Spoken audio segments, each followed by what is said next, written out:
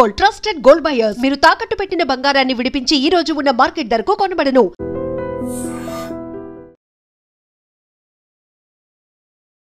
Hello guys, welcome back to iDream media.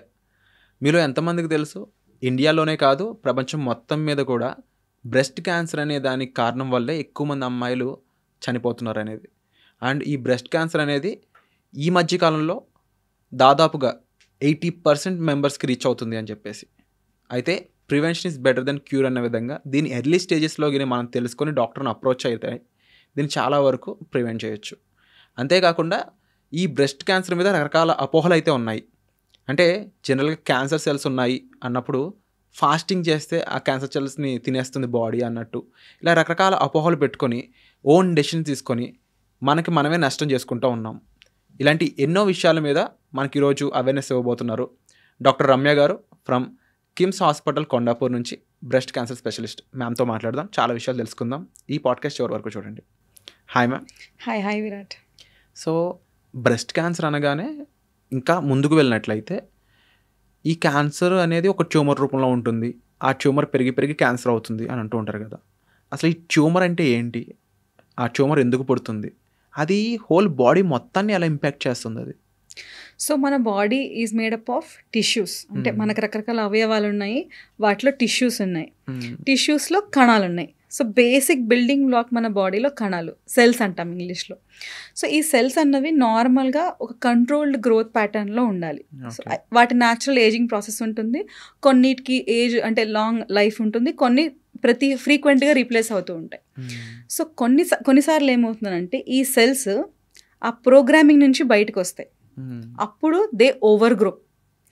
And అప్పుడు ఆ over grow అయినప్పుడు ఒక గ్రూప్ ఆఫ్ సెల్స్ ఫామ్ అవుతే దాన్ని ట్యూమర్ అంటాం. So tumours can be either non cancerous or cancerous. ఇలా ఓవర్ గ్రో అవడానికి గల కారణాలు ఏమై ఉంటాయి? సో చాలా రకరకాల కారణాలు ఉంటాయి. అంటే కొన్నిసార్లు ఆర్గాన్ని బట్టి సర్వైకల్ క్యాన్సర్కి యూజువలీ హ్యూమన్ ప్యాపిలోమా వైరస్ కారణం. సో అలాగే కొన్ని గ్యాస్ట్రిక్ అంటే స్టమక్ క్యాన్సర్స్కి సివియర్ అసిడిటీ కానీ కొన్ని జెనెటిక్ కండిషన్స్ ఉండొచ్చు. అలాగే బ్రెస్ట్ క్యాన్సర్లో మల్టిపుల్ రీజన్స్ చెప్తాం. సో కొన్ని జన్యుపరమైన అంటే జెనెటిక్ రీజన్స్, కొన్ని ఎక్స్టర్నల్ ఫ్యాక్టర్స్ అంటే environmental factors, hormonal factors, life style factors. So బ్రెస్ట్లో చాలా మటుకు మల్టిపుల్ ఫ్యాక్టర్స్ యొక్క ఇంపాక్ట్ ఉంటుంది. ఈ ట్యూమర్ అనేది అంటే ఈ సెల్స్ ఓవర్ సైజ్ అయ్యి ట్యూమర్ కింద ఫామ్ అవడానికి ఎన్ని రోజులు పడుతుంది, దాన్ని మనం తెలుసుకునే దానికి ఏదైనా సిమ్టమ్స్ ఉంటాయా? So actually different types of cancers different డ్యూరేషన్లో ఉంటాయి. కొన్ని స్లో గ్రోయింగ్ ట్యూమర్స్ నియర్లీ ఒక 2 to 3 years కిందటే మొదలయ్యి ఇప్పుడు మనకి ఒక గడ్డలాగా ఫామ్ అయ్యి సిమ్టమ్స్ కింద కనిపించవచ్చు. కొన్ని fast growing tumours, for example బ్రెస్ట్లో ట్రిపుల్ నెగటివ్ వెరైటీ అని ఉంటుంది. సో అది 6 months to 1 year లోపలే బిగిన్ అయ్యి then it will grow very fast. So duration అనేది అగైన్ బ్రెస్ట్లో అయితే సబ్ టైప్ మీద డిపెండ్ అవుతుంది. So symptoms and signs breast క్యాన్సర్లో చూసినట్టయితే మోస్ట్ కామన్గా మన ఇండియాలో పేషెంట్స్ వచ్చి ఆడవాళ్ళు గడ్డ చేతికి తగులుతుంది, మేము ఇలా స్నానం చేస్తుంటే సబ్బురుద్దుకున్నప్పుడు ఆ గడ్డ తాకిందని ఒకటి. రెండోది నిప్పుల నుంచి వాటర్ లాగా కానీ బ్లడ్ లాగా కానీ చూసారన్నది. ఇంకొకటి నిప్పుల్ లోపలికి వెళ్ళిపోవడం. సో అంటే పుట్టుకతో కొంతమందికి 2 నిప్పుల్స్ లోపలికి ఉంటాయి, దాన్ని ఇన్వర్టెడ్ నిప్పుల్స్ అంటాం. సో అది కాదు క్యాన్సర్కి లక్షణం. అప్పటిదాకా నార్మల్గానే ఉంటుంది, రీసెంట్గా వచ్చిన నిప్పుల్ లోపలికి వెళ్ళిపోతుంది. సో దీని నిప్పుల్ రిట్రాక్షన్ అంటాం, అది అవ్వచ్చు. కొంతమందికి పర్సిస్టెంట్గా ఒక ఏరియాలో రెడ్నెస్ ఉంటుంది, అంటే యాక్చువల్లీ లోపల ట్యూమర్ ఉంటుంది కానీ వాళ్ళకి చేతికి తాకేంత క్లియర్గా ఉండకపోవచ్చు ఆ లంప్. అది స్కిన్లో ఉన్న లింఫాటిక్స్ని బ్లాక్ చేసి ఒక ఏరియాలో thick and redness either of it ఏదైనా ప్రొడ్యూస్ చేయొచ్చు. కొన్నిసార్లు బాగా బ్రెస్ట్ పెద్దగా సైజులో ఉన్నప్పుడు కానీ, లేకపోతే ట్యూమర్ చిన్న సైజులో ఉండి చంకల్లోకి లింఫ్ నోడ్కి స్ప్రెడ్ అయింది అనుకోండి. సో ఆడవాళ్ళు చూసుకున్నప్పుడు వాళ్ళకి లింఫ్ నోడ్స్లో చంకల్లో కూడా గడ్డలాగా తెలియచ్చు. సో ఇవన్నీ science and symptoms of breast cancer. But ఇవన్నీ కూడా డెవలప్ అవ్వాలి అని అంటే మనకు యాక్చువల్లీ చాలా టైం పడుతుంది. ఆ 1 year లోపు యాక్చువల్లీ క్యాన్సర్ లోపల ఉన్నా బ్రెస్ట్లో ఉన్నా సరే సిమ్టమ్స్ అన్నవి ఏవి ఉండకపోవచ్చు కూడా. అంటే ఈ ట్యూమర్ అనేది వచ్చిన 1 year వరకు తెలియదు అని మీరు అంటున్నారు కదా. ఈ మధ్యకాలంలో సిమ్టమ్స్ అండ్ సైన్స్ ద్వారా వాళ్ళు డాక్టర్ని కన్సల్ట్ చేసినా చేయకపోయినా కానీ వాళ్ళకి తెలిసే సిమ్టమ్స్ అనేవి ఆ గడ్డ ఎంతవరకు ఉంది ఏంటి అనేది.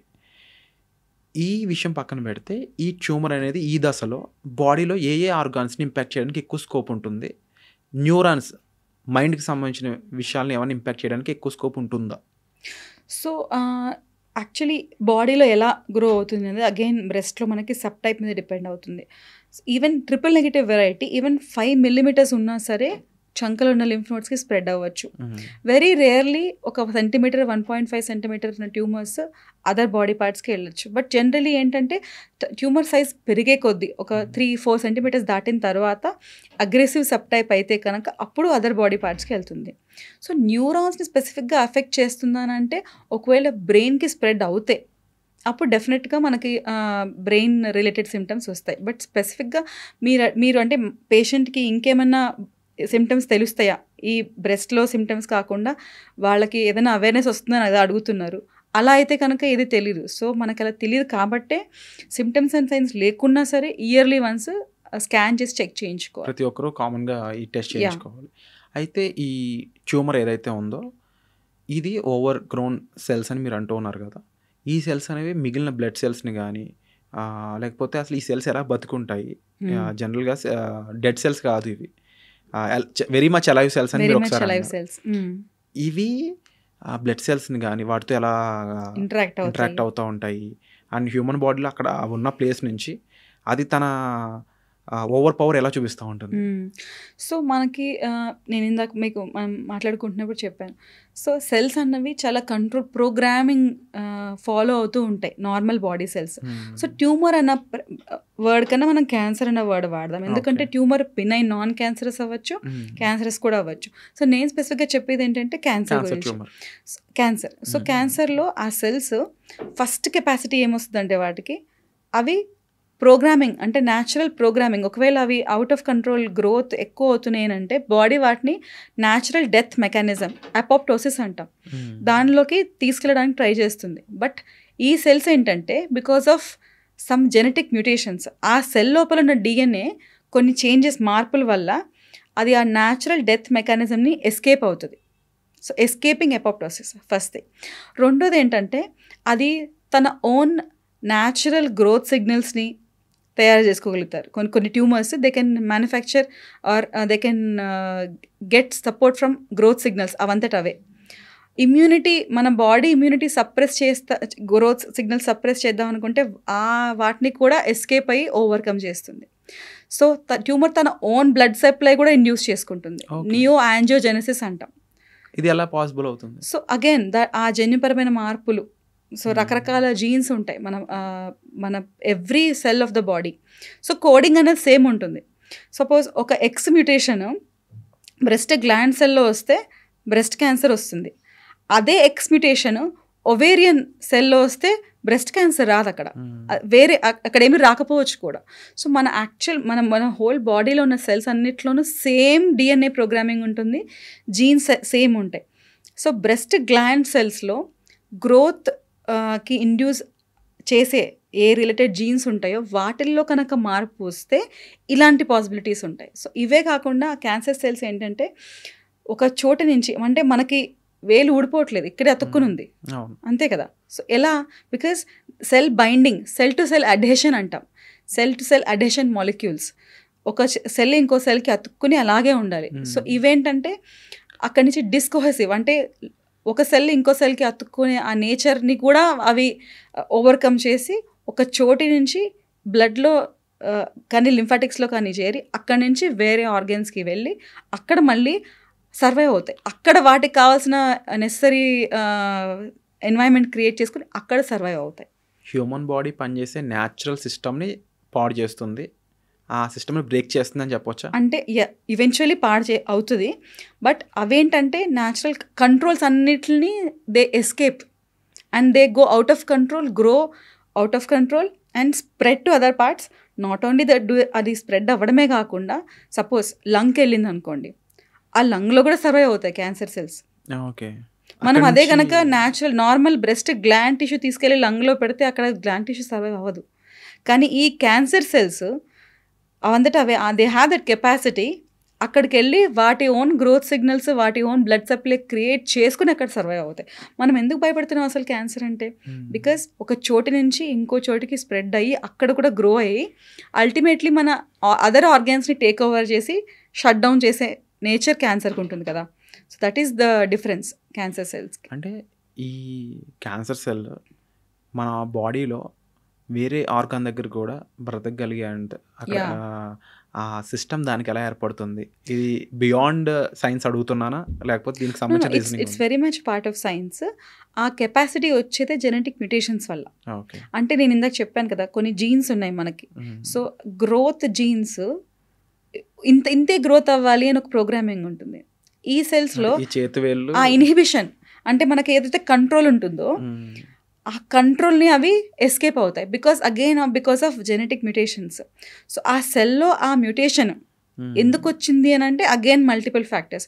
కొంతమందికి ఫెమిలియల్గా ఉంటుంది, అంటే వాళ్ళకు పుట్టుకతోనే వాళ్ళ అన్ని సెల్స్లోనూ BRCA1 or 2 ఆ మ్యూటేషన్స్ ఉండొచ్చు, ఆర్ P53 మ్యూటేషన్స్ ఉండొచ్చు. వీళ్ళకి ఏంటంటే ఆల్రెడీ ఆ క్యాన్సర్ డెవలపింగ్ టెండెన్సీ అనేది ఉంటుంది. సో వీళ్ళకి చిన్న చిన్న ఎన్వైరన్మెంటల్ ఇన్సల్ట్స్తో కూడా వాళ్ళకి తొందరగా క్యాన్సర్ వస్తుంది. అదే 95% మంది బ్రెస్ట్ క్యాన్సర్ పేషెంట్స్కి ఇలాంటి జెనెటిక్ మ్యూటేషన్స్తో ఏం పుట్టరు. వీళ్ళకి ఏంటంటే ఓవర్ టైం మల్టిపుల్ ఇన్సల్ట్స్ అన్నవి అక్యుములేట్ అయ్యి ఆ ఒక్కొక్క మార్పు అక్యుములేట్ అయ్యి ఫైనలీ ఆ సెల్ క్యాన్సర్ సెల్ కింద తయారవుతుంది. ఇప్పుడు ఈ క్యాన్సర్ సెల్స్ అనే వాటికి సిమ్టమ్స్ చూసుకున్నా లేకపోతే ఈ సిమ్టమ్స్ కన్నా ముందు కారణాలు చూసుకుందాం. ఏ కారణాల వల్ల ఈ క్యాన్సర్ సెల్స్ అనేవి ఎక్కువగా వస్తూ ఉంటాయి అనేది. అంటే బిఫోర్ దట్ బ్రెస్ట్ క్యాన్సర్ అనే దానికంటే కూడా క్యాన్సర్ సెల్స్ రావడానికి ఆ ట్యూమర్ అయి ఉండొచ్చు. ఇది వీటన్నిటికీ రీజన్స్ చూసుకుంటే అదర్ దెన్ జీన్స్ ఇంకా ఎటువంటి ఫ్యాక్టర్స్ ఎక్కువగా ఇంపాక్ట్ చేస్తున్నాయి?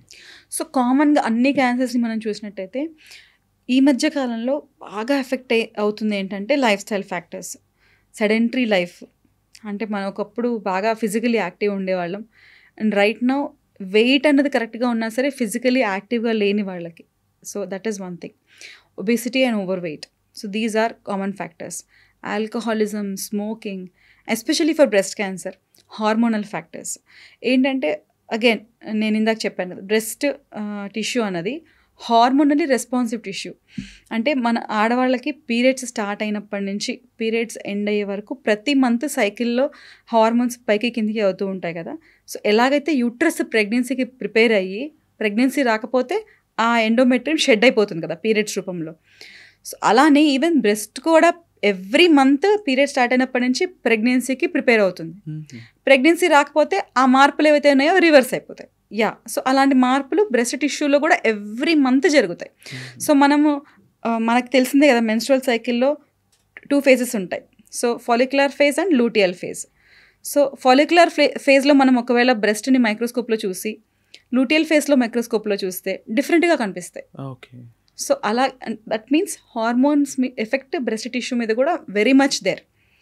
సో ఇలా హార్మోనల్ ఫ్యాక్టర్స్ వల్ల కూడా అంటే మెనార్కి ఆడపిల్లలకి ఈ మధ్య ముందే ఫస్ట్ పీరియడ్ స్టార్ట్ అయిపోతున్నాయి ఎర్లీగా, 8 years 9 years ఎర్లీగా స్టార్ట్ అవుతున్నాయి. ఒబేసిటీ వల్ల మెనోపాజ్ లేట్గా వస్తుంది. ఇన్ఫ్యాక్ట్ కొంతమంది ఏజింగ్ న్యాచురల్ యాంటీ ఏజింగ్ ఇట్లాంటివి అనుకుని చెప్పి అండ్ దెన్ మెనోపాజ్ అయిన తర్వాత కూడా హార్మోన్ రీప్లేస్మెంట్ థెరపీ తీసుకున్న వాటికి కూడా ఆ హార్మోన్స్ ఎఫెక్ట్ బ్రెస్ట్ మీద ఉంటుంది. సో లేట్ ఫస్ట్ ప్రెగ్నెన్సీ, మనకి ప్రెగ్నెన్సీలో వచ్చే ఆ హార్మోన్ కాంబినేషన్ బ్రెస్ట్ గ్లాండ్స్ని గ్రోత్ కంప్లీట్ చేస్తుంది. So last trimester of pregnancy అంటే మనకి 8th month 9th month వరకు కూడా బ్రెస్ట్ గ్రోత్ 80% అయి ఉంటుంది. ఫస్ట్ ప్రెగ్నెన్సీలో మనకి ఆ 8th 9th monthలో ఆ హార్మోనల్ ఎన్వైరన్మెంట్ అప్పుడు మాత్రమే బ్రెస్ట్ గ్లాండ్లో ఉన్న సెల్స్ మెచ్యూర్ అవుతాయి. సో అప్పటిదాకా నియర్లీ 80% గ్రోత్ ఎంతో కొంత ఇమ్మెచ్యూరిటీలో ఉంటాయి. ఆ ఇమ్మెచ్యూరిటీ ఉన్న cells they are more prone for cancers. So అందుకే ఎవరైతే పిల్లలు లేకుండా ఉంటారో, లేట్ ప్రెగ్నెన్సీ ఉంటుందో, పిల్లలకి పాలు ఉంటారో, సో వీళ్ళల్లో బ్రెస్ట్ క్యాన్సర్ మిగతా అంటే అవి ఉన్న వాళ్ళకన్నా లేని వాళ్ళకి ఎక్కువ క్యాన్సర్ చూస్తూ ఉంటాం. అంటే ఈ పాయింట్స్ అని విన్నప్పుడు ఏమనిపిస్తుంది నాకు అంటే ఏ కారణం చేతైనా ఏ విధంగా అయినా కూడా బ్రెస్ట్ క్యాన్సర్ రావడానికి పాసిబిలిటీ ఎక్కువ ఉంది. చాలా పాసిబిలిటీస్ ఎక్కువ ఉన్న క్యాన్సర్ ఇదేమో అనిపిస్తూ ఉంది నాకు. అన్ని ట్యూమర్స్కి అలానే అంటే ఏదో ఒక ఫ్యాక్టర్స్ ఉంటాయి. For example cervical cancer. So ఒకప్పుడు ఒక 7-8 years back cancer cervix was the most common cancer in women in India. భారతదేశంలోను ప్లస్ డెవలపింగ్ కంట్రీస్, లో హ్యూమన్ డెవలప్మెంట్ ఇండెక్స్ ఉన్న కంట్రీస్లో హ్యూమన్ ప్యాపిలోమా వైరస్ ద్వారా వచ్చే cervical cancer used to be the most common cancer. So తర్వాత అయితే awareness పెరిగింది. మనం రెగ్యులర్గా ప్యాప్ స్మియర్స్ చేయడం వల్ల ముందే ప్రీ క్యాన్సర్ స్టేజ్లోను కనిపెట్టేసి అర్లీగా ట్రీట్మెంట్ చేయడం వల్ల ఆ క్యాన్సర్ ఇన్సిడెన్స్ అంటే నెంబర్ ఆఫ్ క్యాన్సర్స్ డిటెక్ట్ చేయడము ప్లస్ క్యాన్సర్ వల్ల డెత్ బాగా తగ్గిపోయాయి. బ్రెస్ట్ క్యాన్సర్ ఏ స్టేజ్లో ఉన్నప్పుడు ఎలాంటి రిఫ్లెక్సెస్ ఉంటాయి? లైక్ హెయిర్ మీద ఇంపాక్ట్, లేకపోతే ఐసైట్ మీద, లేకపోతే టేస్ట్ మీద? ఇస్ ఇట్ నేను చెప్పినట్టు ఈ విధంగా ఉంటుందా ఉండదా? సో వెరీ వెరీ లేట్ స్టేజెస్లో బ్రెయిన్ స్పెసిఫిక్ ఆ సెంటర్స్ ఎఫెక్ట్ అయితే తప్ప మీరు చెప్పిన హెయిర్ ఫాల్ కానీ లేకపోతే టేస్ట్ ఎఫెక్ట్ అవ్వడం కానీ వాళ్ళకి బ్రెయిన్ ఫాగ్ కానీ ఇట్లాంటి సిమ్టమ్స్ అన్ని బ్రెస్ట్ క్యాన్సర్ సిమ్టమ్స్ కానే కాదు. కీమోథెరపీ వల్ల హెయిర్ ఫాల్ అనేది మనం చూస్తాం. That is a part of the treatment side effect. ఒకసారి కీమోథెరపీ అంటే ఏంటో తెలుసుకుందాము. దానికి ముందు ఈ బ్రెస్ట్ క్యాన్సర్ అనేదాన్ని ఎంతవరకు డేంజరస్గా చూడవచ్చు, లేదంటే ఎంతవరకు దీన్ని ట్రీట్ చేయగలిగే క్యాన్సర్ కింద చూడవచ్చు? So it's a very good question. So మనకి దీని ద్వారా అర్థమైంది ఏంటంటే అన్ని క్యాన్సర్స్ ఒకటి కాదు. For example thyroid cancers, breast cancers same కాదు. ఎంబీబీఎస్ మెడికల్ స్కూల్లో టీచింగ్ చేస్తున్నప్పుడు ప్రొఫెసర్స్ చాలా కామన్గా చెప్పేది ఏంటంటే మనకి ఒకవేళ ఒక శాపం ఉండి ఒక క్యాన్సర్ రావాల్సిందే, ఒకటి చూస్ చేసుకోండి అని అంటే పాపిలరీ థైరాయిడ్ క్యాన్సర్ చూస్ చేసుకోండి అని చెప్తారు. ఎందుకంటే it's a very very slow growing cancer and surgery చేసి అప్రోప్రియేట్ ట్రీట్మెంట్ చేస్తే దానివల్ల డెత్ అన్నది చాలా చాలా rare. But versus breast cancer కొంచెం అగ్రెసివ్. అంటే అగైన్ సబ్ టైప్స్ ఉంటాయి. సర్వైవల్ రేట్స్ ఈ మధ్య కాలంలో బాగా పెరిగాయి. అంటే ఒక 20 ఏళ్ళకి క్రితం కంపేర్ చేస్తే ఇప్పుడు క్యాన్సర్ వస్తే ట్రీట్మెంట్ తీసుకుంటే సర్వైవ్ అవ్వడం బాగా పెరిగింది సర్వైవల్ రేట్స్. బట్ కానీ as a type of cancer it is a bit aggressive. ఇప్పుడు ఈ బ్రెస్ట్ క్యాన్సర్ ఏదైతే ఉందో అంటే లైక్ ఫర్ ఎగ్జాంపుల్ 100 లేడీస్ ఉంటే ఎంతమందికి రావడం స్కోప్ ఉంటుంది? సో ఇండియాలో అంటే డిఫరెంట్ కంట్రీస్లో డిఫరెంట్ రేట్స్ ఉన్నాయి. అట్ ప్రెజెంట్ 2022 డేటా ప్రకారం ప్రతి 24-27 మంది ఆడవాళ్ళల్లో ఒక్కళ్ళకి బ్రెస్ట్ క్యాన్సర్, అంటే సుమారుగా 100 మందిలో 4 కానీ 5 మందికి కానీ ఇండియాలో వస్తుంది. అదే మనం వెస్ట్రన్ కంట్రీస్ చూస్తే ఇట్స్ మోర్ కామన్. ప్రతి 8-12 మంది ఆడవాళ్ళలో ఒక్కళ్ళకి వస్తుంది. డిఫరెన్స్ ఏంటి రెండు countries? So again life style factors. Especially breast క్యాన్సర్కి ఏంటంటే మనం అన్ని అల్టిమేట్లీ కనెక్ట్ చేస్తే వచ్చే కారణం ఏంటంటే మన the way we started living our lifes.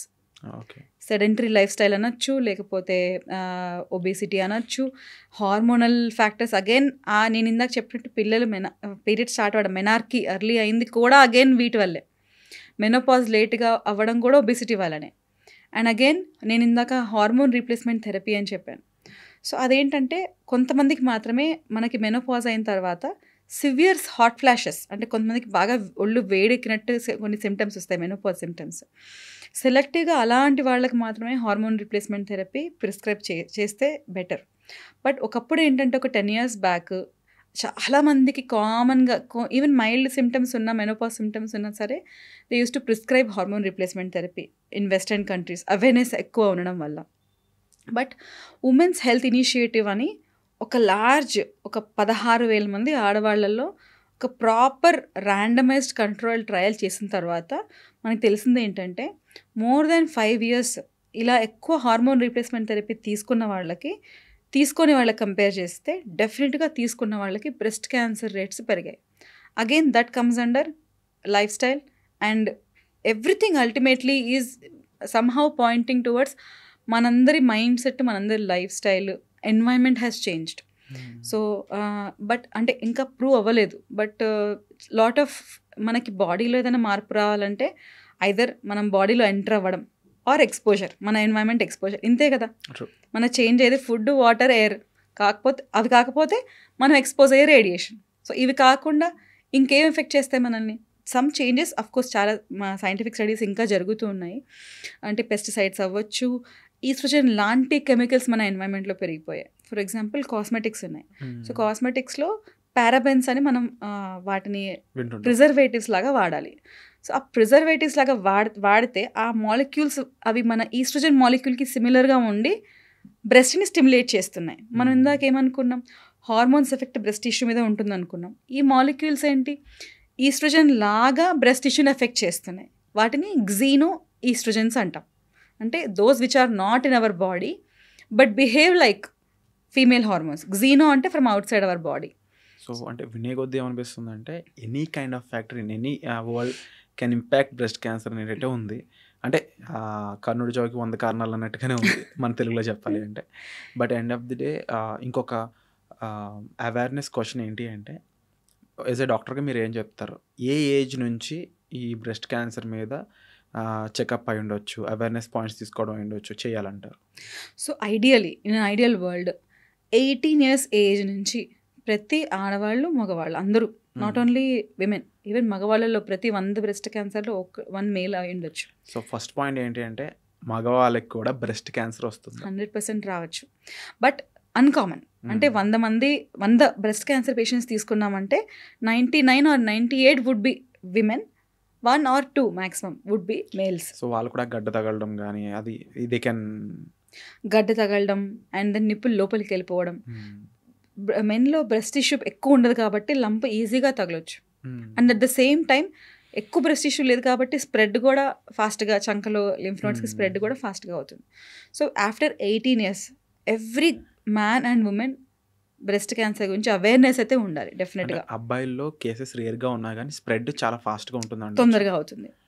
So వీళ్ళలో జెనెటిక్ కండిషన్స్ ఎక్కువ కామన్గా ఉంటాయి. మనం ఇందాక ఏమనుకున్నాం, 100 బ్రెస్ట్ క్యాన్సర్ కేసెస్లో 90-95% ఆర్ నాట్ జెనెటిక్. అంటే family not genetic in the sense ఫెమిలియల్గా ఉండవు, ఫ్యామిలీలో రన్ అవ్వవు. చాలా కామన్గా అడిగేది ఏంటంటే మా ఇంట్లో ఎవరికి లేదండి, నాకే వచ్చింది, నాకు ఎలా ఉంటుంది క్యాన్సర్ అనే టైప్లో అడుగుతారు. Yes, that is a natural thing to think. కానీ మన ఫ్యామిలీలో ఉంటే మాత్రమే మనకి బ్రెస్ట్ క్యాన్సర్ రావాలి అన్నది అపోహ. సో 5-10% మందికి మాత్రమే ఫ్యామిలీస్లో రన్ అవుతాయి. కాకపోతే మేల్ బ్రెస్ట్ క్యాన్సర్స్లో జెనెటిక్ కారణాలు అంటే ఫ్యామిలీలో రన్ అయ్యే కారణాలు ఎక్కువ శాతం మందిలో ఉంటాయి వాళ్ళకి. అండ్ దెన్ మగవాళ్ళకి లివర్ డిజీజెస్, కొన్ని స్పెసిఫిక్ లివర్ డిజీజెస్ ఉన్న వాళ్ళకి, కొన్ని ఎథ్నిసిటీస్ అంటే ఆఫ్రికన్ ఎథ్నిసిటీ వాళ్ళకి బ్రెస్ట్ క్యాన్సర్ కొంచెం మిగతా వాళ్ళకన్నా కామన్గా ఉంటుంది. 18 years ఏజ్ తర్వాత అని చెప్పాను కదా. సో అందరూ అవేర్నెస్ ఉంటే మరి వాళ్ళందరూ కూడా స్క్రీనింగ్ చేయించుకోవాలా. మనం సింపుల్గా ఇంట్లో ప్రతి మంత్ మనం ఒకటి చేయొచ్చు. That is called as breast self examination. So it's a very very very important thing. So breast self examination అంటే రొమ్ము స్వీయ పరీక్ష. ఆడవాళ్ళు మగవాళ్ళు ఎవ్రీ మంత్ వాళ్ళ ఓన్ హ్యాండ్స్ తోటి బ్రెస్ట్ని ఎగ్జామిన్ చేసుకుని ఏమైనా అనుమానమైన, అంటే ఇందాక నేను చెప్పినట్టు గడ్డల్లాగా కానీ, నిప్పులు లోపలికి వెళ్ళిపోవడం కానీ, నిప్పుల నుంచి వాటర్ లాగా బయటికి రావడం కానీ, పర్సిస్టెంట్గా రెడ్గా ఒక ఏరియా ఉండడం కానీ, స్కిన్ మనకి ఆరెంజ్ తొక్కలాగా గట్టిగా అవ్వడమైనట్టు అని ఇట్లాంటివి ఏమైనా కనిపిస్తే వెంటనే డాక్టర్ దగ్గరికి రావాలి. సో ఎవరు చేయాలి, ఎప్పుడు చేయాలి? సో నేను ఇందాక చెప్పినట్టు ఆఫ్టర్ 18 years ఆడవాళ్ళు పీరియడ్స్ రెగ్యులర్గా వస్తున్న వాళ్ళైతే పీరియడ్స్ అయిపోయిన 5 to 10 days ఈ టైంలో బ్రెస్ట్ని ఎగ్జామిన్ చేసుకోవాలి. పీరియడ్స్ ఇర్రెగ్యులర్గా ఉన్నా, పీరియడ్స్ ఆగిపోయినా, లేకపోతే మగవాళ్ళైనా fixed day of every month, say for example నేను first Sunday of the month examine చేసుకుందాము అని డిసైడ్ అయిన తర్వాత, సో ప్రతి మంత్ గుర్తుపెట్టుకుని క్యాలెండర్లో రిమైండర్ పెట్టుకొని బ్రెస్ట్ ఎగ్జామిన్ చేసుకోవాలి. ఎందుకంటే ఇది ప్రాక్టీస్ చేయడం చాలా ఇంపార్టెంట్. మనకి నార్మల్ బ్రెస్ట్ ఎలా ఉంటేనే తెలిస్తేనే కదా ఏదైనా మార్పు ఉంటే ఏం మార్పు వచ్చిందో తెలుస్తుంది. సో వెరీ వెరీ ఇంపార్టెంట్, మనం నేర్చుకోవాల్సిన చాలా చాలా ఇంపార్టెంట్ థింగ్ అనమాట. 2 steps ఉంటాయి. ఫస్ట్ స్టెప్ ఏంటంటే అండ్రెస్ చేసుకుని అద్దం ముందు నుంచుని ఇన్స్పెక్షన్, అంటే మన కళ్ళతోటి ఫస్ట్ చూసుకోవాలి. 2 చేతులు కిందకి పెట్టుకొని ఒకసారి, 2 చేతులు మనకి షోల్డర్ అబవ్ లేపి ఒకసారి చూసుకోవాలి. సో ఇలాంటివి ఏమైనా గడ్డల్లా కనిపించడం కానీ, ఏమైనా మార్పులు ఇందాక నేను చెప్పినట్టు ఉంటే దెన్ వెంటనే బ్రెస్ట్ స్పెషలిస్ట్ దగ్గరికి రావాలి. సెకండ్ స్టెప్ ఏంటంటే పాల్పేషన్, అంటే మన చేతితోటి తడిమి చూసుకోవడం. ఇలా పట్టుకుని చూస్తే ప్రతిదీ గడ్డలాగే అనిపిస్తుంది, ఈవెన్ ఇక్కడ కూడా గడ్డలాగే అనిపిస్తుంది. అలా చేయకుండా రోల్ చేయాలి. ఈ ఫ్లాట్ ఆఫ్ ద ఫింగర్స్ తోటి బ్రెస్ట్ని ఇలా రోల్ చేసి చూడాలి. That is the correct way. So A area miss అవ్వకుండా ప్రాపర్గా సర్కిల్స్లో కానీ, లోపల నుంచి బయటకు కానీ, బయట నుంచి లోపలికి కానీ, బ్రెస్ట్ చంక, so 2, it will just hardly take 5 minutes to do. ఇలా మనం స్క్రీనింగ్ ఏజ్ వచ్చే వరకు కూడా బ్రెస్ట్ సెల్ఫ్ ఎగ్జామినేషన్ చేసుకోవచ్చు. సో స్క్రీనింగ్ అన్నది మనం, అంటే నేను ఇందాక చెప్పినట్టు క్యాన్సర్ సిమ్టమ్స్ రాకముందే కూడా మనం టెస్ట్ చేసుకోవాలి. That is called as screening. 40 ఏళ్ళ లోపు ఉన్న ఆడవాళ్ళు అల్ట్రాసౌండ్ స్కాన్, 40 years దాటిన వాళ్ళు మ్యామోగ్రఫీ, ఈ టెస్ట్లు ఇయర్లీ వన్స్ చేయించుకోవడం ద్వారా సిమ్టమ్స్ అండ్ సైన్స్ రాకముందే కూడా చిన్న చిన్న 3 మిల్లీమీటర్స్ 5 మిల్లీమీటర్స్ సైజ్లో కూడా ఆర్ ఈవెన్ ప్రీ క్యాన్సరస్ మనకు అప్పుడప్పుడు కొన్ని మార్పులు తెలుస్తాయి మ్యామోగ్రఫీలో. అలా కనుక్కున్నట్టు అయితే we will save lot of effort, psychological impact, money, అలా చాలా బెనిఫిట్ ఉంటుంది పేషెంట్స్కి. ఒక్కసారి ఈ బ్రెస్ట్ క్యాన్సర్ ఉంది అని తెలిసాక లైక్ మీ క్లినిక్కి వచ్చాక టెస్ట్ అన్ని పాజిటివ్ వచ్చాక ట్రీట్మెంట్ ప్రొసీజర్ ఏ విధంగా ఉంటుంది? నేను టైప్ అనేది చెప్పడం లేదు, జనరల్గా బ్రెస్ట్ క్యాన్సర్కి జనరల్గా ఇలా ప్రొసీజర్ స్టార్ట్ అవుతుంది అండ్ ఏమేమి ఉంటాయి అందులో స్టెప్స్? సో మనకి treatable stages, stage 1, 2, 3, curable stage, not treatable, curable stage. Stage 4 is not curable, అంటే మనం పేషెంట్ని ఎప్పటికీ క్యాన్సర్ ఫ్రీ చేయలేకపోవచ్చు. ఎక్సెప్షన్స్ ఉన్నాయి 1-2, బట్ యూజువలీ స్టేజ్ 1 to 3 ఉన్న వాళ్ళకి surgery is the most important thing. Surgery కాకుండా సిస్టమిక్ థెరపీ అంటాం, అంటే మన బ్లడ్లో ఆ మందు ఇవ్వడం. So that can be chemotherapy or hormonal therapy or immunotherapy or targeted therapy. So again ఈ టైప్స్ ఆఫ్ ఏ కీమోథెరపీ ఇవ్వాలి, అసలు కీమోథెరపీ అవసరమా లేదా అన్నది స్టేజ్ టైప్ మీద డిపెండ్ అవుతుంది. సో బ్రెస్ట్ కన్జర్వేషన్ సర్జరీ అంటే మొత్తం రొమ్ము తీయకుండా ఓన్లీ గడ్డ విత్ మార్జిన్స్ తీసిన వాళ్ళకి రేడియేషన్ కంపల్సరీ ఇవ్వాలి. అలాగే లింఫ్ నోడ్స్కి ఎవరికైతే స్ప్రెడ్ ఉంటుందో వాళ్ళకు కూడా రేడియేషన్ థెరపీ అవసరం వస్తుంది. సో ఇవి కాకుండా మనకి ఇవి క్యూరబుల్ స్టేజ్లో ఉన్న వాళ్ళకి ఇచ్చే ట్రీట్మెంట్స్. Surgery compulsory. కొన్నిసార్లు కీమోథెరపీ అవసరం అనుకున్నప్పుడు సర్జరీ కన్నా ముందే ఇస్తాం, కొన్నిసార్లు సర్జరీ తర్వాత ఇస్తాం. సో చాలాసార్లు కీమోథెరపీ అవసరం ఉంటే కనుక సర్జరీ కన్నా ముందే ఫస్ట్ కీమోథెరపీ ఇచ్చి దాని తర్వాత సర్జరీ చేయడం జరుగుతుంది. సో ఒకసారి కీమోథెరపీ అంటే ఏంటో తెలుసుకుందాం, ఎందుకంటే చాలాసార్లు క్యాన్సర్ పేషెంట్స్ నుంచి అండ్ దానికి సంబంధించిన డాక్టర్స్ నుంచి వినే మాట ఈ కీమోథెరపీ వెరీ కామన్లీ యూస్డ్ టర్మ్లా నాకు అనిపిస్తూ ఉంటుంది. సో ఒకసారి ఆడియన్స్ కోసం కీమోథెరపీ అంటే ఏంటి, ప్రొసీజర్ ఏముంటుంది, అది జనరల్గా ఓరల్గా ఉంటుందా, ఎలా ఉంటుంది? సో కీమోథెరపీ అనగానే అందరికీ భయం. ఫస్ట్ కీమో అంటే కెమికల్, థెరపీ అంటే treatment. So we're treating cancer with chemicals. Intention ఏంటి? To kill the cancer cells. Suppose kill చేయలేము, వాటిని చంపేయలేము అని అంటే అట్లీస్ట్ వాటి గ్రోత్ రేట్ తగ్గించగలగాలి. Cytostatic, cytotoxic. Okay. So chemotherapy ఇది ఐదర్ ఇంజెక్షన్స్ రూపంలో కానీ, మోస్ట్ కామన్లీ ఇంజెక్షన్స్ రూపంలోనే ఉంటుంది.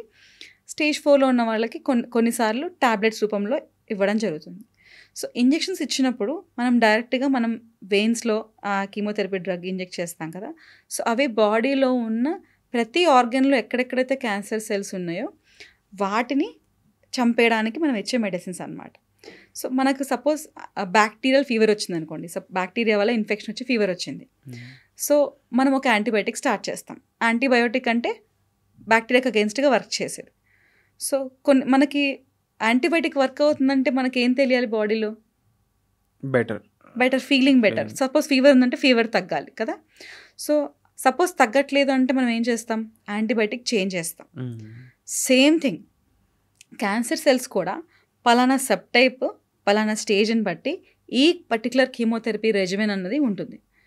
సో బ్యాక్టీరియా ఎలాగైతే ఆ పర్టికులర్ యాంటీబయాటిక్కి రెసిస్టెంట్ ఉండొచ్చో, ఈవెన్ క్యాన్సర్ సెల్స్ కూడా కీమోథెరపీకి రెసిస్టెంట్ ఉండొచ్చు. అంటే నేను కీమోథెరపీ తీసుకున్నానండి, అయినా కూడా నాకు మళ్ళీ ఇంకేదో బాడీ పార్ట్లో వచ్చింది అని అంటే because though cells have become resistant to this particular treatment. మనం సర్జరీ కన్నా ముందే కనుక కీమోథెరపీ ఇవ్వగలిగితే ఆ పర్టికులర్ కీమోథెరపీ వర్క్ అవుతూ ఉంటే మనకి బాడీలో అదర్ ఆర్గాన్స్లో పెట్ స్కాన్ చేసి చూసుకుంటాం, ఇంకెక్కడా లేదు అన్నప్పుడు మాత్రమే క్యూరేటివ్ ఇంటెన్షన్తో ట్రీట్మెంట్ చేస్తాం. సో రెస్పాన్స్ అవుతుందా లేదా అని తెలుసుకునే పద్ధతే నియో అడ్జువెంట్ కీమోథెరపీ. అంటే అది వర్క్ అవుతే మిగతా చోట్ల ఎలాగైతే తగ్గాలో అలా బ్రెస్ట్లో కూడా ట్యూమర్ మాయమైపోతూ వస్తుంది మెల్లగా. After once we finish the regiment చాలామందికి కంప్లీట్ రెస్పాన్స్ అంటాం. అది వర్క్ అవుతే కనుక కంప్లీట్గా ట్యూమర్ మనకి చేతికి తగలకుండా, ఈవెన్ ఆపరేషన్ చేసిన తర్వాత మైక్రోస్కోప్లో కూడా తెలియకుండా అవ్వాలి. అలా కాకుండా రెస్పాండ్ అవ్వట్లేదు అని అంటే మనకి బ్రెస్ట్లో కూడా ప్రైమరీ ట్యూమర్ తగ్గకుండా ఉంటుందన్నమాట. అలాంటప్పుడు సెకండ్ లైన్ రెజిమెన్ అవసరమని తెలుసుకోవాలి.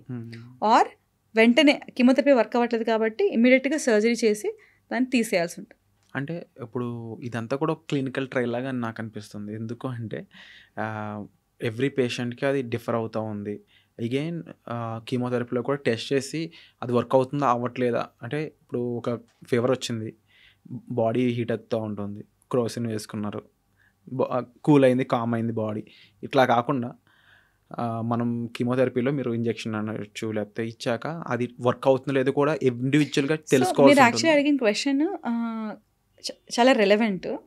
క్లినికల్ ట్రయల్ కాదు, మనకు ఆల్రెడీ క్లినికల్ ట్రయల్స్ అయ్యి గైడ్ లైన్స్ వచ్చేస్తాయి. అంటే పిఆర్ HER2 నెగిటివ్ ఉంటే, సపోజ్ ట్రిపుల్ నెగిటివ్ అయితే ఇది ఫస్ట్ లైన్ కీమోథెరపీ, ఇది వర్క్ అవ్వకపోతే ఇది కూడా యాడ్ చేయొచ్చు.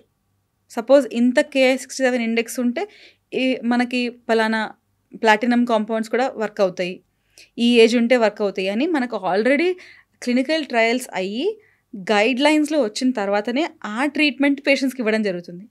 Clinical trial setting completely different. అంటే మనం ఒక మందుని ఏదైనా నిజంగా ఇది పని చేస్తుందా లేదా అని టెస్ట్ చేసే పద్ధతి క్లినికల్ ట్రయల్స్. ఆ క్లినికల్ ట్రయల్స్ అని అయిన తర్వాత అవి ఎఫెక్టివ్ అని ప్రూవ్ అయిన తర్వాత మాత్రమే పేషెంట్స్కి ఆ ప్రొఫైల్ని బట్టి ఇవ్వడం జరుగుతుంది. బట్ ఈ పేషెంట్లో అది 100% అట్లానే వర్క్ అవ్వాలి అన్నది కూడా గ్యారంటీ లేదు. సో బట్ చాలా మటుకు వర్క్ అవుతుంది. వర్క్ అవ్వని కేసెస్ ఎన్ని ఉండే ఛాన్స్? వర్క్ అవ్వనప్పుడు అంటే పర్సంటేజ్ చెప్పడం అగైన్ డిఫరెంట్ సినారియోస్, మనకి చాలా పర్మిటేషన్స్ అండ్ కాంబినేషన్స్ వస్తాయి. వర్క్ అవ్వనప్పుడు ఇమీడియట్లీ సర్జరీ చేయడం కానీ, అంటే క్యూరేటివ్ పేషెంట్ స్టేజ్లో ఉన్న పేషెంట్స్కి, ఆర్ సెకండ్ లైన్ ఉంటాయి డిఫరెంట్ సబ్ టైప్స్కి, ఆ సెకండ్ లైన్కి షిఫ్ట్ అవ్వడం కానీ జరుగుతుంది. సో క్యాన్సర్ క్యూరబుల్ స్టేజ్లో ఉన్నప్పుడు అంటే లాస్ట్ ఆప్షన్ ఏంటి, సర్జరీ అయినా? సర్జరీ అయితే క్యూరబుల్ స్టేజ్లో కంపల్సరీ చేయాల్సిందే. సర్జరీ లేకుండా అయితే క్యూరేటివ్ స్టేజెస్లో ప్రస్తుతానికి బ్రెస్ట్ క్యాన్సర్ ట్రీట్మెంట్ అనేది లేదు. కంప్లీట్ క్యాన్సర్ రిమూవల్ అనేది సర్జరీ ద్వారానే పాసిబుల్ అవుతుంది. కరెక్ట్. ప్రైమరీ ట్యూమర్లో మనకు బ్రెస్ట్లోను చంకలోను curative final treatment surgery only. అందరికీ కానీ సర్జరీ అయినంత మాత్రాన మొత్తం మాస్టెక్టమీ చేయాలి అన్నదేమీ లేదు. చాలాసార్లు మనం బ్రెస్ట్ని సేవ్ చేసి ఓన్లీ ఆ ట్యూమర్ని కూడా తీయచ్చు. అండ్ చంకల్లో కూడా ముందే స్ప్రెడ్ అయి ఉంటే యాక్సిలరీ క్లియరెన్స్ అంటాం, అంటే లింఫ్ నోడ్ డిసెక్షన్ మొత్తం చేస్తాం. అలా కాదు, స్ప్రెడ్ అవ్వలేదు, N0 స్టేజ్లో ఉంది అని అంటే సెంటినల్ నోడ్ బయాప్సీ అని చేస్తాం. అంటే ఆపరేషన్ టైంలో మనం ఒక డై ఇంజెక్ట్ చేసి ఫస్ట్ లింఫ్ నోడ్కి స్ప్రెడ్ అవుతుందో ఆ పర్టికులర్ లింఫ్ నోడ్ని మనం ఆపరేషన్ టైంలోనే తీసి during surgery it self we will look at it under microscope. It is called as frozen analysis, frozen section analysis. So అప్పుడే మనం యాక్చువల్లీ చంకలోకి స్ప్రెడ్ అయిందా, మనకి సపోజ్ స్కాన్ల ద్వారా తెలియట్లేదండి, N0 అంటే స్ప్రెడ్ అన్నట్టుగా అనిపించట్లేదు, కానీ కన్ఫర్మ్ చేసుకోవాలి అని అంటే డ్యూరింగ్ సర్జరీ డై ఇచ్చి we take those lymph nodes and then examine under microscope. It is called as frozen analysis. ఇప్పుడు క్యూర్ చేయలేని స్టేజ్లో ఉన్న వాళ్ళ గురించి మాట్లాడుకుందాం. వీళ్ళ స్టేజ్లో అంటే ఈ ట్రీట్మెంట్ అనేది వర్కౌట్ అవుతుంది అని మీకు ఏదైనా గైడ్లైన్స్ ఉన్నాయా? యా, డెఫినెట్గా. సో స్టేజ్ 4లో కూడా అగైన్ మనకి బ్రెస్ట్ క్యాన్సర్లో estrogen receptor, progesterone receptor, HER2 neu, Ki-67 ఈ 4 ఫ్యాక్టర్స్ అందరికీ కామన్గా చేస్తాం. సో ఈ 4 ఫ్యాక్టర్స్ ప్రకారం అండ్ వాళ్ళ సిమ్టమ్స్ ఏంటి, కొంతమంది స్టేజ్ 4 వాళ్ళు నార్మల్గా ఉంటారు, అసలు చూడడానికి వీళ్ళకి ఏదైనా రోగం ఉందా అనేటట్టుగా ఉంటారు. కొంతమంది స్టేజ్ 4 వాళ్ళకి బాగా డిజీజ్ బర్డెన్ ఎక్కువ ఉండడం వల్ల ఆయాసం, డిపెండ్స్ ఆన్ ద ఆర్గన్, వాళ్ళకి సిమ్టమ్స్ ఉంటాయి. సో ఏ సబ్ టైపు వాళ్ళకి సిమ్టమ్స్ ఏమున్నాయి వీటిని బట్టి ట్రీట్మెంట్ ఉంటుంది. మన ఇంటెన్షన్ ఆఫ్ ట్రీట్మెంట్ ఏంటి, ప్రొలాంగింగ్ ద లైఫ్, అంటే ఎంత సాధ్యమైతే అన్ని ఏళ్ళు వాళ్ళ లైఫ్ ప్రొలాంగ్ చేయడం. అండ్ దెన్ సపోర్టివ్ ట్రీట్మెంట్, అంటే ఒకళ్ళకి బాగా లంగ్స్లో నీరు చేరిపోయి వాళ్ళకి ఆయాసం ఎక్కువ వస్తుంది అనుకోండి, మనం ఆ లంగ్ నుంచి వాటర్ తీస్తే they will feel comfortable. So as long as they live వాళ్ళ లైఫ్ కంఫర్టబుల్గా చేయడము and as much as possible వాళ్ళ లైఫ్ ప్రొలాంగ్ చేయడం. Because every added year, every added month is beneficial for the patient as well as their family. ఎందుకంటే cancer diagnosis ఎమోషనల్గా చాలా drain చేస్తుంది పర్సన్ని, ఫ్యామిలీని. చాలాసార్లు అన్ఎక్స్పెక్టెడ్గా, అంటే ముసలి వాళ్ళలో కాకుండా, అంటే ఎల్డర్లీ ఏజ్ అలా కాకుండా, ఈవెన్ ద యావరేజ్ ఏజ్, నేను చూసే యావరేజ్ ఏజ్ 35 to 40 మధ్యలో ఉన్న ఆడవాళ్ళని మేము కిమ్స్ కొండాపూర్ హాస్పిటల్లో చాలా కామన్గా ట్రీట్ చేస్తున్నాం. సో ఇమాజిన్ ఒక lady who is just started being independent and working in office, ఆవిడకి చిన్న చిన్న పిల్లలు ఉంటారు, వాళ్ళకి క్యాన్సర్ డయాగ్నోసిస్ అన్నది ఆ టైంలో ఎన్ని రకాలుగా ఇంపాక్ట్ చేస్తుంది. సో చిన్న చిన్న పిల్లలు ఉంటారు, కొన్నిసార్లు ఆ పిల్లలకి ఈవెన్ అర్థం చేసుకోవడానికి, even if their mother lives for another 5 years, it is very much beneficial for those kids. So stage 4లో పేషెంట్స్ మరి క్యూర్ చేయలేం కదా, ఎందుకు ట్రీట్ చేయాలి అని అంటే, no, it is very much important. So as much as possible life prolong చేయాలి వాళ్ళకి. లాస్ట్ స్టేజ్లో ఉన్న వాళ్ళని త్రోట్ ట్రీట్మెంట్ ఎంతకాలం జాగ్రత్తగా చూసుకోవచ్చు, లేదంటే హ్యాపీగా హెల్తీగా చూడడానికి స్కోప్ ఉంటుంది, దానికంటూ స్పెసిఫిక్ పీరియడ్ ఏమన్నా ఉందా, లేదంటే it depends on the depends on patient to patient, again sub type. It can be minimum 2 years up to 5 years. Even hormone positive tumours I have seen during my training almost 10-12 years వాళ్ళు బోన్స్లో spread అయిన వాళ్ళు, ఇంకా ఏమీ symptoms లేకుండా normal life lead చేసిన వాళ్ళు నేను చాలామందిని చూశాను. అవేంటంటే చాలా slow growing ER positive, hormone positive subtypes అనమాట. అంటే ట్యూమర్ ఎప్పటి నుంచో వాళ్ళకు ఉండింది and then that has spread to bones spread అయ్యాక వాళ్ళకి డయాగ్నోజ్ అయింది. అప్పటి నుంచి వాళ్ళు హార్మోన్ థెరపీ తీసుకుంటున్నప్పుడు they are still alive. So but that is a little bit rare. So usually 2 to 5 years, 6 years ఇలా మనం లైఫ్ ప్రొలాంగ్ చేయొచ్చు. ఈ బ్రెస్ట్ క్యాన్సర్ అనేది ఇన్ కేస్ బ్రెయిన్కి ఆర్ బోన్కి రీచ్ అయితే అప్పుడు సిచ్యువేషన్ ఏంటి, అది ఎండ్ గేమ్ అనొచ్చా దాన్ని? ఇంకా సో దాన్ని స్టేజ్ 4 అంటాం. అంటే బ్రెస్ట్ కాకుండా చంకలో లింఫ్ నోడ్స్ కాకుండా, సో మన బ్రెస్ట్కి lymph nodal draining area axilla అంటే అండర్ ఆర్మ్పిట్ లింఫ్ నోడ్స్, ఈ 2 ఏరియాస్ కాకుండా అగైన్ ఇంటల్ మ్యామరీ నోడ్స్ ఉంటాయి, అవి కాకుండా ఇంకెక్కడికి స్ప్రెడ్ అయినా దాన్ని ఆటోమేటిక్గా మనం స్టేజ్ 4 అంటాం. కొన్ని ER positive tumours limited bone, less than 3 bone ఏరియాస్కి వెళ్తే అవి curable, stage 4 but curable, very very very very few. But ఇవి కాకుండా లంగ్స్కి వెళ్ళినా, మల్టిపుల్ బోన్స్కి వెళ్ళినా, అంటే మోర్ దాన్ 3 బోన్ సైడ్స్కి వెళ్ళినా, ఈఆర్ నెగటివ్ ట్యూమర్స్ బోన్స్కి వెళ్ళినా, లంగ్స్కి వెళ్ళినా, ఇంకెక్కడ కడుపులో లివర్కి వెళ్ళినా, ఎక్కడికి వెళ్ళినా సరే ఇట్ బికమ్స్ స్టేజ్ 4. అది it's not curable in general. Ma'am, ఇప్పటి వరకు ఇన్ని క్వశ్చన్స్ నేను అడగడానికి మెయిన్ రీజన్ ఏంటి అంటే, ఈ ట్రీట్మెంట్ అయి ఉండొచ్చు, సిమ్టమ్స్ అయి ఉండొచ్చు, దానికి ముందు అసలు ఈ ట్యూమర్ గురించి, ఆ ట్యూమర్లో అంటే సెల్స్ ఏంటి, ఇవన్నీ ఇంత సైంటిఫిక్ ప్రొసీజర్ దగ్గర నుంచి కామన్ క్వశ్చన్స్ ఇవన్నీ అడగడానికి మెయిన్ రీజన్. రీసెంట్గా నేను బ్రెస్ట్ క్యాన్సర్ గురించి వింటున్న కొన్ని స్టేట్మెంట్స్ అన్నమాట.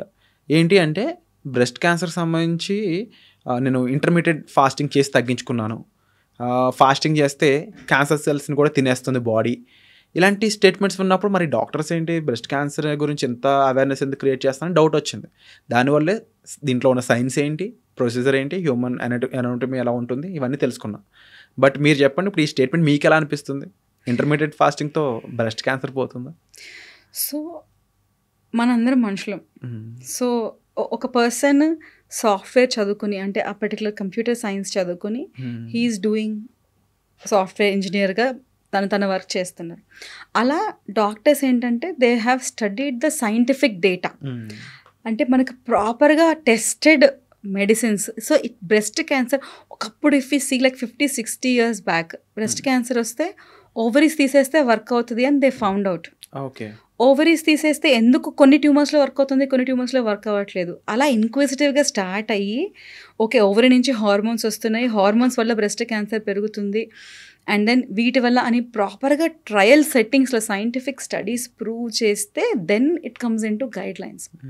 సో ఎక్స్టెన్సివ్ స్టడీస్ అయిన తర్వాత మనకి this is the best possible treatment in this scenario అన్నది మనకి మనుషులకి తెలిసింది. సో యాజ్ మెడికల్ ప్రొఫెషనల్స్ ఏదైనా గైడ్ లైన్స్లో ఉండి ఆర్ ప్రాపర్ సైంటిఫిక్ స్టడీస్లో ఉంటే తప్ప I don't believe that anything else is the cure. అంటే ట్రీట్మెంట్ తీసుకోకుండా నేను ఇంటర్మిటెంట్ ఫాస్టింగ్ చేసి క్యూర్ చేసుకున్నాను అంటే అబ్సల్యూట్లీ ట్రాష్. అంటే దీని మీద కూడా ఒక సైంటిఫిక్ రీసెర్చ్ జరిగి అసలు ఏం జరుగుతుంది ఆ టైంలో అబ్జర్వ్ చేసి దాని మీద కొన్ని స్టడీస్ ఇవన్నీ వచ్చాక దెన్ ఒక పాసిబుల్ యాంగిల్ ఏంటంటే ఇంటర్మిటెంట్ ఫాస్టింగ్ చేసి సపోజ్ ఆ పర్సన్కి వెయిట్ లాస్ అయింది అని అంటే డెఫినెట్గా మన బాడీలో హార్మోనల్ మిల్యూ అంటే హార్మోనల్ ఎన్వైరన్మెంట్ మారుతుంది. Treatment works in their favour versus people who don't probably lose weight. అంతేగాని so I'm not born with knowledge, but as per my understanding, if someone has put out a statement that నేను intermediate fasting చేసి నా క్యాన్సర్ని cure చేసుకున్నాను అని అంటే, either it is trash, they are lying, or probably it was never a cancer. So treatment తీసుకుంటున్నప్పుడు intermediate fasting ఎంతవరకు help అవుతుంది అంటారు? సో అగైన్ ఇవన్నీ కూడా ఏంటంటే కీమోథెరపీ కానీ, సర్జరీ కానీ, అండ్ దెన్ రేడియేషన్, ఇలాంటప్పుడు మనకి సెల్స్ బాగా టర్న్ ఓవర్ ఉంటుంది. అంటే కొన్ని సెల్స్ చనిపోవడం, నార్మల్ సెల్స్ కూడా కొన్ని ఎఫెక్ట్ అయ్యి డ్యామేజ్ అయ్యి అవి రికవర్ అవ్వాలి. సో ఈ టైంలో ప్రాపర్ డయట్ మెయింటైన్ చేయడం, హై ప్రోటీన్ డయట్ మెయింటైన్ చేయడం చాలా ఇంపార్టెంట్. అండ్ ఎస్పెషలీ డయాబెటీస్ ఇట్లాంటి కండిషన్స్ ఉన్నవాళ్ళు డెఫినెట్గా వెయిట్ లాస్ ఆ టైంలో ట్రై చేయడం అనేది కొంచెం I think it's a bit not recommended. Yes, once the treatment, acute treatment period is over, వాళ్ళు ఆ treatment then they may choose intermediate fasting to probably lose weight. అంతేగాని డ్యూరింగ్ ద ట్రీట్మెంట్ నేను weight loss అవుతాను అనుకోవడం, I think each person it should be different, and definitely they should consult their surgeon or physician who is treating to try such things. అంటే ఏదైనా సరే ఒక doctor కన్సల్టేషన్తో చేయడం better. Definitely. ఇప్పుడు నేను చెప్పే ఇంకో స్టేట్మెంట్ ఏం చేస్తుంటే, ఏంటి ఇలా కూడా జరుగుతుందా అని క్వశ్చన్ మీ నుంచి రావచ్చు, బహుశా ఆడియన్స్ కూడా కాస్త స్టన్ అవ్వచ్చు. అంటే there is a study, mythical study అని అనుకోవచ్చేమో బహుశా. మెంటల్గా మనం కొన్ని బిలీవ్ చేస్తే జరుగుతాయి అన్నట్టు. రీసెంట్గా వెస్ట్రన్ కల్చర్ నుంచి వచ్చిన కొన్ని విషయాలు ఏంటి అంటే, నువ్వు మేనిఫెస్ట్ చేయగలిగితే బాడీలో ఉన్న ఫిజికల్ ఇష్యూస్ని సాల్వ్ చేసుకోవచ్చు. ఎగ్జాంపుల్, ఈ ట్యూమర్ని, ఈ క్యాన్సర్ని కూడా నువ్వు బలంగా అనుకుంటే క్యూర్ చేసుకోవచ్చు అనేది. ఇలా జరిగిన కేసెస్ కూడా ఉన్నాయని చెప్పేసి కొన్ని కేస్ స్టడీస్ కూడా చెప్తున్నారు. లైక్ బోన్ మ్యారో అనేది డిస్ఫంక్షన్ అయినప్పుడు through manifestation, through brain skills, నీ థాట్స్, పవరు, దాంతో హీ క్యూర్డ్ సంథింగ్ అని చెప్పేసి. So is it works in breast cancer అని క్వశ్చన్ అడుగుదాం అనుకుంటున్నాను. It's very very pertinent, very important question. ఇక్కడ ఫస్ట్ నేను 2 స్టేట్మెంట్స్ చెప్తాను. Even God doesn't help who don't help themselves, first thing. Second thing ఏంటంటే, there is a psychological basis for every physical disease. So మనకి ఎట్లయితే medical science ఉందో, psychology ఏం చెప్తుందంటే ప్రతి ఫిజికల్ డిసీజ్కి ఒక సైకలాజికల్ బేసిస్ ఉంటుంది. Okay, so first statement meaning ఏంటంటే, సపోజ్ ఒక పర్సన్ ఒక lady breast cancer, same stage, same subtype, same age, అంతా సిమిలర్ ఉందనుకుందాం. ఆ లేడీ విల్ పవర్ బాగా ఉందనుకుందాం. అంటే so she's very much positive and చెప్పిన ట్రీట్మెంట్ టైంకి తీసుకుని, సో షీఈ్ ఫాలోయింగ్ ఎవ్రీథింగ్ పాజిటివ్గా, నేను బాగా బయటకు వస్తాను దీనిలో నుంచి అని అనుకుంటున్న ఒక లేడీ, అన్నీ సేమ్ ఉన్న ఇంకో లేడీ, నా వల్ల అవ్వద్దు, నేను చనిపోతాను అన్న మైండ్ సెట్లో ఇంకొక lady. Definitely, the lady who has more willpower and who is positive will definitely have better outcomes. Okay? So, but goodiga, I will not take any treatment, I will cure this through my manifestation ante matram, I don't think it is practically possible. So for that the statement is, even God doesn't help who don't help themselves. So just because we are medical people, at least I definitely believe in God, and I definitely believe in miracles curing. But miracle. How the miracle happens? You should let the miracle happen. Miracle is not by not undergoing treatment. Sometimes the miracle is through the surgeon whom you have met. Okay. A good surgeon who knows what to do. Sometimes there are precancerous conditions ఉన్నాయి. అవి టైంకి కనిపెట్టి అసలు ఆ పేషెంట్ని ప్రాపర్గా surgery చేసి అది తీస్తే అదే మిరకల్. ఏమీ చేయకుండా నేను ఇంట్లో కూర్చొని ధ్యానం చేస్తాను, నాకు క్యూర్ అవుతుంది అంటే, even God will not help. Second thing, definitely there is a psychological basis for physical disease. So అది it's not just unproven, it's not a myth. There are lot of studies which show that chronic anxiety leads to certain diseases. So ఇట్లాంటివన్నీ డెఫినెట్గా those psychological basis, if we also work on those simultaneously, definitely there will be better outcomes. And ఇప్పుడు ఈరోజు మనం ఈ పాడ్కాస్ట్లో discuss చేసిన విషయాలు కాకుండా, is there any other thing that can cause breast cancer? So I think pretty much మనం అన్నీ మాట్లాడేసుకున్నాం. అంటే జెనెటిక్స్ మాట్లాడాము, హార్మోనల్ ఫ్యాక్టర్స్ మాట్లాడాము, అండ్ ఎన్వైరన్మెంటల్ ఫ్యాక్టర్స్. ఒక్కటి ఏంటంటే రేడియేషన్. ఒకటి చాలా టూ థింగ్స్ నేను, ఒకటి మ్యామోగ్రఫీ అండ్ బయాప్సీ, రెండింటి గురించి నేను కామన్ మిత్స్ గురించి చెప్తాను. సో మ్యామోగ్రఫీ అన్నది మనం చెస్ట్కి ఎట్లయితే ఎక్స్రే చేస్తామో అలా బ్రెస్ట్కి ఎక్స్రే చేయటం. ఇది it's a method to look at the breasts లోపల ఏమైనా ప్రాసెస్ జరుగుతుందా అని ప్రీ క్యాన్సరస్ కానీ క్యాన్సర్ కానీ చూసే ఒక టెస్ట్. సో చాలాసార్లు బ్రెస్ట్ ఈ టైంలో మ్యామోగ్రఫీ చేసేటప్పుడు స్క్వీజ్ చేస్తారు. సో ఏమైనా ట్యూమర్స్ ఉంటే అవి రప్చర్ అయిపోతాయి, ఆర్ మ్యామోగ్రఫీ చాలా పెయిన్ఫుల్, ఇట్లాంటి మిత్స్ వింటూనే ఉంటాం. ఒక వీడియో బాగా వైరల్ అయింది. ఒక పర్సన్ ఒక మీటింగ్లో ఇంత ప్రెషర్ పడుతుంది బ్రెస్ట్ మీద and then it is such a harmful thing అని అప్పుడు ఒక 1 year బ్యాక్ చాలా వైరల్ అయింది.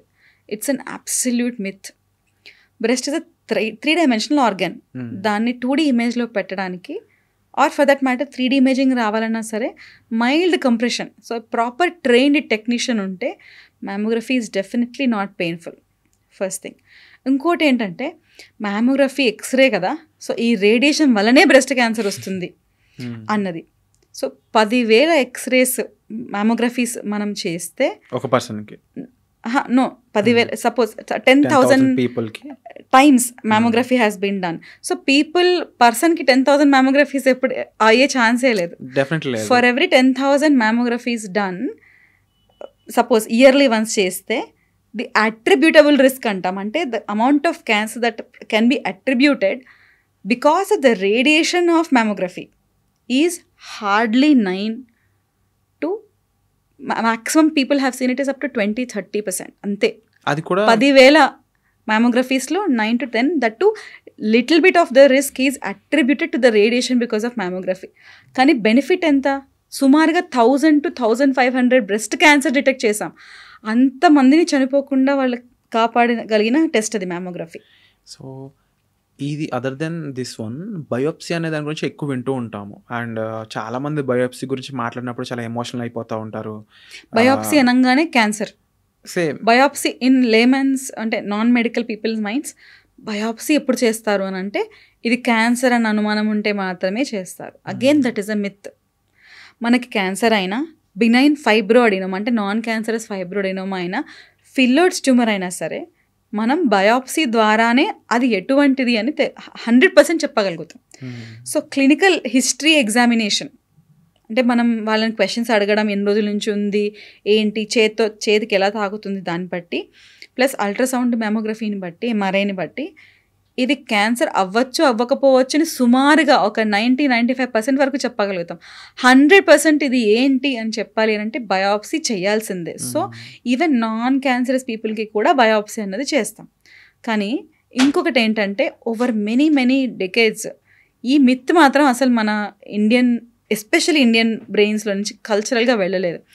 ఏంటి అని అంటే బయోప్సీ చేసినప్పుడు క్యాన్సర్ రప్చర్ అయ్యి ఇది వేరే చోటికి స్ప్రెడ్ అవుతుంది. ఎలా ఉంటుంది ప్రొసీజర్ అసలు బయోప్సీ అంటే? సో బయోప్సీ చేసిన మాత్రమే బ్రెస్ట్ క్యాన్సర్ వేరే చోటికి స్ప్రెడ్ అయిపోదు. మనం ఏమి చేయకుండా సరే స్ప్రెడ్ అయిపోతుంది.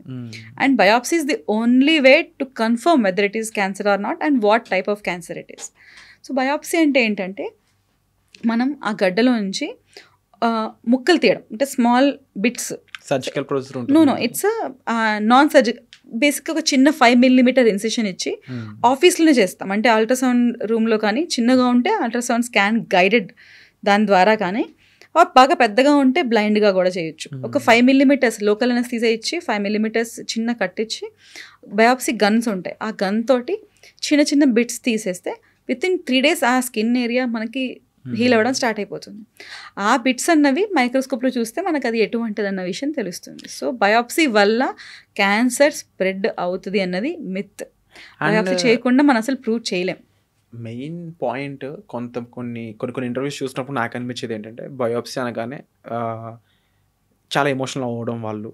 ప్రతిసారి నేను బయోప్సీకి వెళ్ళినప్పుడు ఆ ప్రొసీజర్ అండర్గోన్ అయినప్పుడు అని చెప్పేసి వాళ్ళు చెప్తున్నప్పుడు చాలా సర్జికల్ ప్రొసీజర్ ఏమైనా ఇన్వాల్వ్ అయ్యింది. బయోప్సీ అవ్వదండి అంటే వాళ్ళు చెప్తున్న పాయింట్స్లో ఇది కొంచెం పెయిన్ఫుల్ ప్రొసీజర్ అని డౌట్ వస్తూ ఉంటుంది. Is it true?